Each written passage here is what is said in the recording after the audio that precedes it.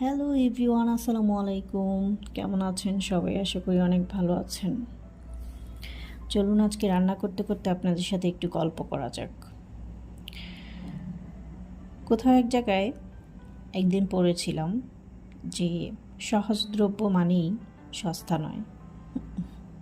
কথাটা কিন্তু ঠিক, বাট আমরা বাস্তব জীবনে কি আসলে এটা মানি? আমরা কিন্তু মানি না।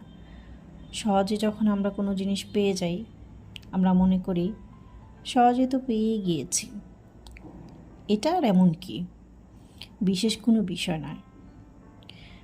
বাট আমার কাছে কি মনে হয় জানেন, প্রতিটা জিনিসের মূল্য করা উচিত। আপনি যদি মূল্য না করেন, একটা সময় সেটা নষ্ট হয়ে যায়।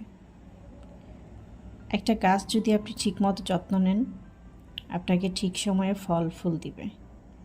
ঠিক তেমনি কোনো সম্পর্কও যদি আপনার কাছে থাকে, ছেলে মেয়ে, হাজব্যান্ড, মা বাবা, যেই সম্পর্কই থাকুক না কেন, আপনি যদি যত্ন না নেন, অবহেলায় ফেলে রাখেন, তাহলে একটা সময় সেটার যোগাযোগটাও বন্ধ হয়ে যায়। এমন এমন সময় এমনও হয় যে ওই রাস্তাটা এমনভাবে আলাদা হয়ে যায়, সেই রাস্তা থেকে ফিরে আসাটাও অসম্ভব হয়ে যায়। আবার নতুন করে এক হওয়া, নতুন করে ভালোবাসা, নতুন করে প্রকাশ করা, নতুন করে সব কিছু সাজানো, কোনোটাই আর কখনো হয় না। কেন জানেন?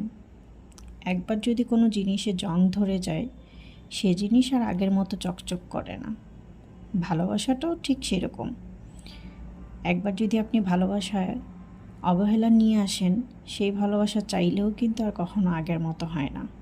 এই জন্য সব কিছুর যত্ন নেওয়াটা খুবই জরুরি।